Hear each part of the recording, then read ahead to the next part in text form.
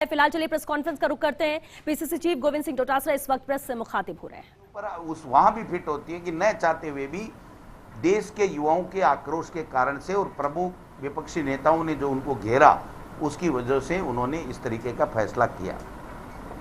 अब दूसरा जो मैं कहना चाह रहा हूं कि 11 जून को अखिल भारतीय कांग्रेस कमेटी ने निर्देश दिए हैं कि हमारे तमाम कांग्रेस पार्टी के पदाधिकारी, एमएलए, एमएलसी, सांसद, पूर्व सांसद, सीडब्ल्यूसी के मेंबर, निवर्तमान जिलाध्यक्ष, ब्लॉक अध्यक्ष, तमाम लोग 11 से पहले वर्चुअल बैठक करके जिला कांग्रेस कमेटियों की एक तय करेंगे। पेट्रोल पंपों का स्थान चिन्हित करेंगे और तख्तियां बना करके कोरोना गाइडलाइन की पालना करते हुए वो विरोध प्रदर्शन करेंगे। क्योंकि जो महंगाई के हाल हैं वो मैं आपको बताना चाहता हूं, जिसके कारण से आम लोग दुखी हैं, जीना दूभर हो गया है, गरीब की थाली से रोटी खिसक जा रही है, वो भूखे मर रहा है। आप देखिए कि अप्रैल 2014 में मनमोहन सिंह जी की जब सरकार थी तो क्रूड ऑयल था 108 प्रति अमेरिकी डॉलर कच्चा तेल, और तब पेट्रोल 71 रुपये और डीजल 57 रुपये कुछ पैसे था। आज जब जून 2021 में क्रूड ऑयल 61 रुपये प्रति डॉलर प्रति कच्चा तेल प्रति बैरल है, तो इनके भाव हैं 102 रुपये 82 पैसे पेट्रोल की कीमत है और डीजल की कीमत है वो 95 रुपये 96 पैसे, और एक वो प्राइम होता है वो तो 100 के लगभग या 100 ही है। यूपीए सरकार के समय डीजल के ऊपर जो वेट था वो 3 रुपये 56 पैसे था, अब करीब 32 रुपये है। मोदी सरकार ने 7 साल में जो एक्साइज ड्यूटी 12 बार बढ़ाया, केवल 2 बार घटाया है। अक्टूबर 2017 में एक्साइज ड्यूटी 2 रुपये घटाई, 18 में 2 रुपये घटाई। इसके अलावा हर बार एक्साइज ड्यूटी डीजल और पेट्रोल के ऊपर बढ़ाई गई है। मई 2020 में एक साथ पेट्रोल पर 10 रुपये और डीजल पर 13 रुपये एक्साइज ड्यूटी बढ़ाई, और केंद्र को जाने वाली एक्साइज ड्यूटी 32 रुपये 98 पैसे के लगभग आज है। पेट्रोल डीजल की महंगाई केंद्र की तरफ से लगाई जा रही एक्साइज ड्यूटी भी कटघरे में है। राज्यों को जो एक्साइज ड्यूटी से मिलने वाला पैसा है उस एक्साइज ड्यूटी को कम किया जा रहा है, और केंद्र को जो मिलने वाली एक्साइज ड्यूटी है उसको बार बार बढ़ाया जा रहा है।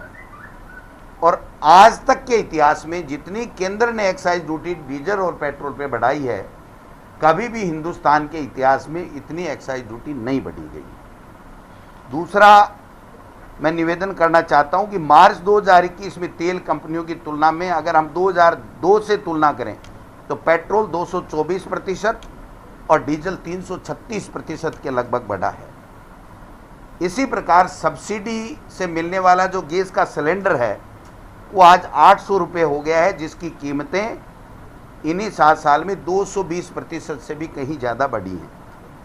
लोकसभा में खुद देश के पेट्रोलियम मंत्री ने एक प्रश्न के जवाब में स्वीकार किया, धर्मेंद्र प्रधान जी ने, कि डीजल और पेट्रोल पर टैक्स कलेक्शन में 459% बढ़ोतरी हुई है। 459%। 1 मार्च 2014 को 14.2 किलो के घरेलू सिलेंडर 410 रुपये के लगभग मिलते थे, आज वो 800 के पार पहुंच गया है। 7 साल में गैस के सिलेंडर की कीमत दोगुनी कर दी गई है मोदी की सरकार के द्वारा। लोहे की कीमतों में अप्रत्याशित वृद्धि है। थोड़ा सा नमूना मैं यहां बताना चाहता हूं आपको, सबको, मीडिया के साथियों को। 2 महीने के अंदर शक्कर 2 महीने में 36 से 40 हो गई, चाय पत्ती 240 से 300 रुपये हो गई, चावल 20-30 वाले 30 और 45 रुपये हो गए, गुड़ 40 रुपये वाला 50 हो गया, चना दाल 60 से बढ़ कर के 75 हो गया, अरहर दाल 100 से 125 हो गया, उड़द दाल 95 से 110 हो गया, मिर्ची 170 से 200 रुपये से ज़्यादा हो गई, काबुला चना 100 से बढ़ के 2 महीने में 125 हो गया, साबूदाना, नमकीन, फल, सब्जी सब में बढ़ोतरी हो रही है। सरसों का तेल 130 वाला 200 से ऊपर हो गया, रिफाइंड तेल 105 वाला 170 हो गया, सूरजमुखी का तेल 130 से 180 हो गया। जनवरी में आटा 25 रुपये किलो था जो 32 रुपये हो गया। अन्य सारी तेल, खाने का सामान, सब चीज़ें इतनी महंगी हो गई कि आम लोगों का जीना दूभर हो गया है। इसलिए अखिल भारतीय कांग्रेस कमेटी ने यह तय किया है कि पूरे देश में महंगाई के खिलाफ 11 जून को प्रोटेस्ट होगा, पेट्रोल पंपों के सामने कोरोना गाइडलाइन की पालना करते हुए। ये आज हम शाम तक प्रदेश के लिए भी जारी कर देंगे और कल या परसों में 2 दिन के अंदर अंदर हमारे निवर्तमान जिलाध्यक्ष वर्चुअल चर्चा करके या व्यक्ति से मिल करके एक तय कर लेंगे, तख्तियां बना करके, और पूरे तरीके से विरोध प्रदर्शन इस महंगाई के खिलाफ होगा, जिससे मोदी जी, क्योंकि न सोनिया जी की चिट्ठी का जवाब देते हैं, मनमोहन सिंह जी का देते हैं, न अन्य किसी विपक्षी दल का देते हैं, तो एकमात्र लोकतंत्र में तरीका बचा है विरोध प्रदर्शन का, जो करके और आम लोगों को कैसे इस महंगाई से निजात मिले इस बात के लिए करें। कांग्रेस पार्टी ने एक स्टैंड लिया था कि अगर आपने फ्री वैक्सीनेशन नहीं दिया तो हम लोग सड़कों पे उतरेंगे। चाहे प्रियंका जी हो, राहुल जी हो, तमाम विपक्ष के नेता हो, सबने, और विशेष रूप से जो पत्रकार जगत है, जिसमें प्रिंट हो, चाहे इलेक्ट्रॉनिक हो, चाहे दूसरे तरीके से वर्चुअल, ये जो वेबसाइट वाले दूसरे जो भी हों, उन्होंने सबने ये कहा था कि आपका मोदी जी ये निर्णय गलत है, जिससे इस केंद्र सरकार की जो स्थिति हुई है वैक्सीनेशन में, वो मैं बताना चाहता हूँ कि हमारे एक कहावत चरितार्थ है कि 2 व्यक्तियों ने शर्त लगाई। एक ने कहा भाई हार गए तो तेरे को 100 प्याज खाने पड़ेंगे, तो उसने कहा साहब ठीक है। जब वो हार गया तो उसने कहा 100 प्याज खाओ, 4, 5, 10 प्याज खाए। फिर जब मुंह छिलने लगा तो उसने कहा दूसरा विकल्प है या नहीं है? बोले है। बोले 100 चप्पल खा लो। बोले 100 चप्पल खा लूँगा। 10 खाई तो दर्द होने लगा। उसने कहा नहीं नहीं, इतने में मुंह थोड़ा ठीक हो गया। तो कहा नहीं, मैं तो प्याज खा लूँगा। तो ऐसे करते करते 100 प्याज भी खाए, 100 चप्पल भी खाई। तो मैं समझता हूँ जो एनडीए सरकार की स्थिति है वो आज, चाहे वैक्सीनेशन का मामला हो, चाहे दूसरे मामले हो, उनकी वो स्थिति हो रही है कि किसी तरीके से उनके समझ में नहीं आ रहा है कि हमको क्या करना चाहिए। और देश में जो अराजकता का माहौल है, देश में जो भय का वातावरण है जिस प्रकार का है, मैं समझता हूँ हम सब लोग इससे दुखी हैं, आम जनता दुखी है।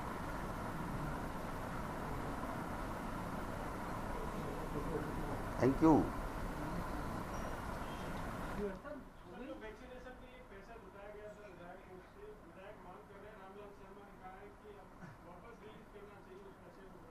रामलाल जी शर्मा हैं, उनका एक बयान मुझे इस 3 महीने में ला दीजिए कि देश के प्रधानमंत्री को फ्री वैक्सीनेशन देनी चाहिए। जब उनकी इतनी हिम्मत नहीं हुई कि वो मोदी सरकार से, केंद्र सरकार से मांग कर सकते हैं, तो आप समझ सकते हो।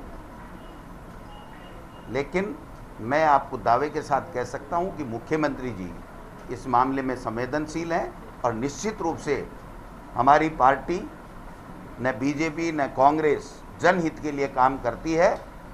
अगर वैक्सीनेशन में हमारा पैसा नहीं जाएगा तो एमएलए फंड दूसरे राजस्थान के विकास के कामों में लगेगा, मैं ऐसा मानता हूँ। सर, आधी रात को एक मेयर को सस्पेंड करके आपने लोकतंत्र की हत्या की। आज उन्होंने राजभवन पर जाके आपकी शिकायत की, धरना प्रदर्शन भी किया बीजेपी के सभी लीडर।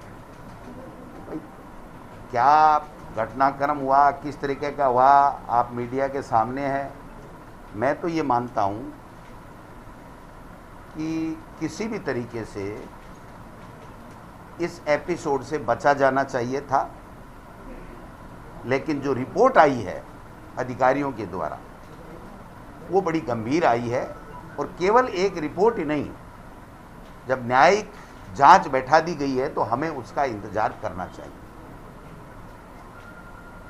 आपको क्या लगता है ये पूरा है पॉलिटिकली ढंग से हैंडल नहीं हुआ पूरा मामला? इस तरह से किसी चुने हुए जनप्रतिनिधि को अगर बर्खास्त किया जाएगा, सस्पेंड किया जाएगा, इसको आप कैसे मान लें कि जो गलतियां रिपोर्ट आएगी, जो न्यायिक जांच होगी उसके बाद की है? पॉलिटिकली किस तरह मापते हैं इसको? आपको पता है कि वो एक अधिकारी थे जो भाटी जी ने उसके थप्पड़ मार दी थी। भाटी जी का भैरू सिंह जी ने इस्तीफा भी ले लिया था।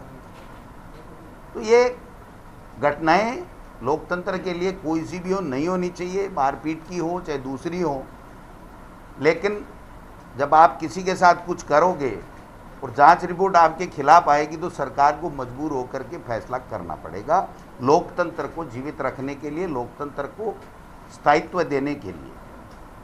अध्यक्ष जी, पंजाब में कांग्रेस में बहुत जबरदस्त घमासान चल रहा है।